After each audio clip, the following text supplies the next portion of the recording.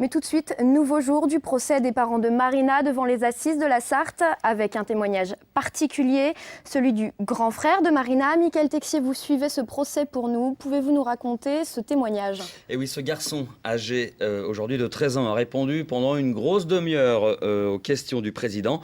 Le garçon brun, souriant, qu'on apercevait via la visioconférence. C'est comme ça que cet entretien a eu lieu. Un garçon qui a évoqué ses souvenirs du calvaire de Marina, dont lui et ses frères et sœurs ont été les premiers témoins. Il a parlé des coups de poing, des coups de ceinture, des insultes, des bains froids, des tortures. Il a évoqué les punitions que seule sa sœur subissait. Elle était au coin quand on mangeait, dit-il. Quand on mangeait, ça pouvait durer toute une après-midi. Elle était nue. Si elle pleurait, elle se faisait taper plus fort. Elle n'osait pas pleurer. Il dit ne pas avoir compris à l'époque et je ne savais pas si c'était normal ou non, ajoute-t-il. On sent un garçon donc qui a du mal, à juste titre, à revenir sur ces épisodes et à comprendre exactement ce qui s'est passé. Aurélien, c'est son nom d'emprunt. Ce garçon était impliqué malgré lui dans l'affaire. Il devait mentir pour couvrir ses parents. Eh oui, exactement. Il devait mentir aux instituteurs pour éloigner les suspicions, dire que sa sœur mangeait normalement, justifier les bleus, les plaies par des chutes dans l'escalier, par exemple.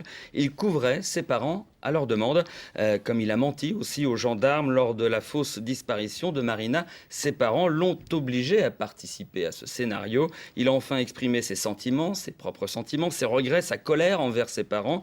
On s'est servi de moi, ça me rend mal, dit-il. Si je l'avais dit, Marina aurait pu être là aujourd'hui, ajoute-t-il. Une dernière phrase aussi, adressée directement à ses parents. Je leur en veux beaucoup, j'aurais du mal à leur pardonner. Il y aura toujours l'obstacle de Marina entre moi et eux.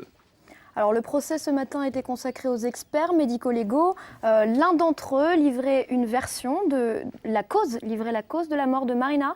Oui, la mort est intervenue vers 4 heures du matin, le 7 août 2009, à la suite d'un enchaînement de causes liées toutes au coup porté par ses parents. Dans le coma, elle s'est étouffée avec son vomi. Le coma est d'abord quant à lui, la conséquence d'un œdème pulmonaire causé par les multiples fois où la tête de la petite fille a été plongée sous l'eau.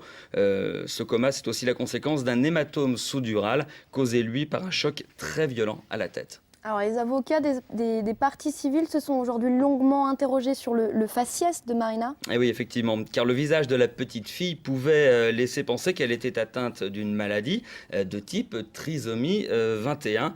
Des examens avaient d'ailleurs été effectués qui ont écarté rapidement cette hypothèse, comme vous pouvez le voir sur la photo précédente qui avait été prise en 2008. Sur une autre photo que vous allez voir maintenant, prise elle 2 ans auparavant, le visage est très différent. Les avocats voulaient démontrer que la violence et la répétition des coups ont modelé le visage de Marina, un peu comme un boxeur. C'est l'image qu'a utilisé le président de la Cour aujourd'hui. L'experte qui était interrogée à ce sujet a confirmé que c'était possible, que ce visage pouvait résulter de l'amoncellement des réparations des différentes lésions les unes sur les autres.